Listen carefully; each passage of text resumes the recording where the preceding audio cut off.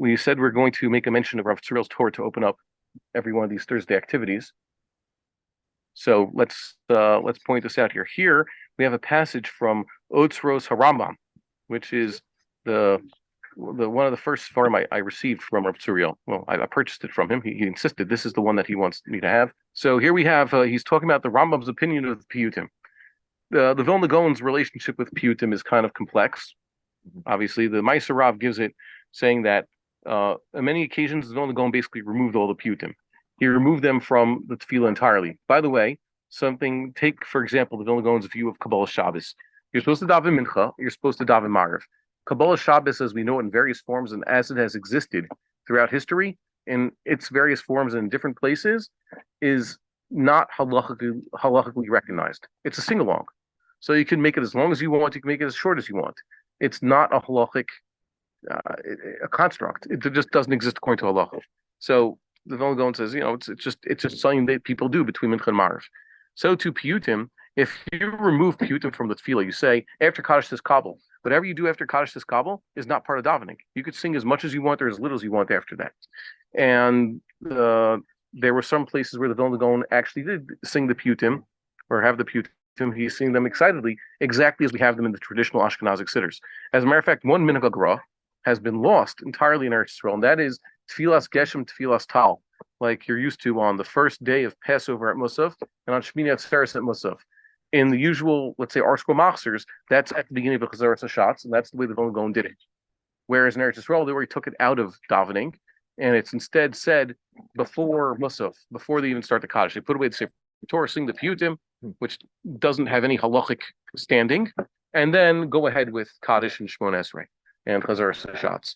So the Vilna Gaon had a complicated relationship. Here, the Rav Tzuriel brings across the next two pages how the Vilna Gaon, I'll read it, how the Rambam, I'll read it, this first line. This is Rav Tzuriel's summary. HaRambam hith naged la'amirat piyutim be'emsa tfilat yoser or tfilat ha'amidah. The Maimonides was opposed to saying these piyutim in the Birkos Krashma or in the Shmon Esrei. By the way, Amidah is both the silent Shmon Esrei and Chazaras HaShatz. They're both forms of Amidah. Bimiuchad biglal shehein lo nimseru lanu mitkufat Talmud. Especially because they are non-Talmudic, and that is the most important thing. That which you cannot find basis in Chazal until we have a Sanhedrin, you can't just make new things and then say this is required by the halacha or by practice, whatever it is, or obligatory.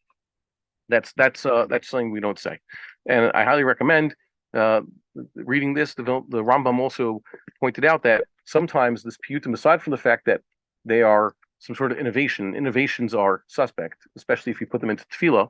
Sometimes they have ideas. They're based on what the Rambam would say, mistaken deos, right? Mm-hmm. So faulty theology. And the Rambam was, by the way, one of the big.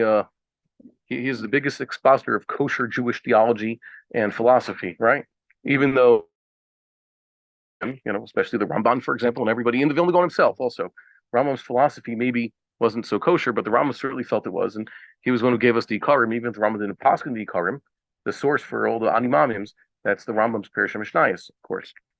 So there you have it. And the Rambam says also it's a tircha de tzibura. The most important factor when deciding how to run a service, and this is something that heavily influences how we do our own services, is lowest common denominator, what helps the people. Something that we noticed. If you have a 5-hour, 7-hour high holy day morning service and Musaf service, many good Yidden, innocent people say, look, it's 7 hours long. It's 5 hours long.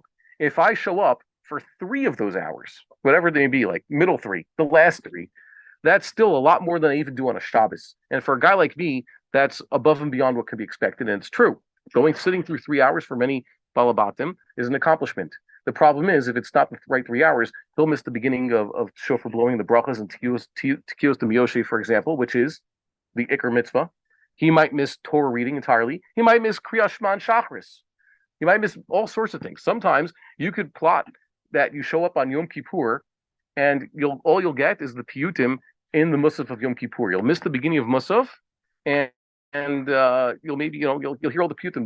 The Musaf of Yom Kippur, the Chazaras HaShatz, is the most packed with piyutim.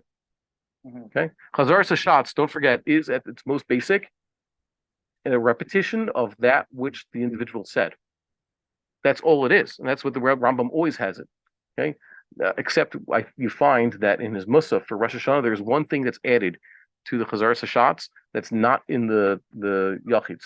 That's Kedusha, obviously, and Ochila La'el. The very short piyut, which is like 3 lines long, Ochila La'el Chalef the Rambam has.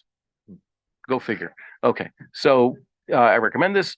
This is Rav Tzuriel dedicated to his memory. Go find it in Otros Rambam.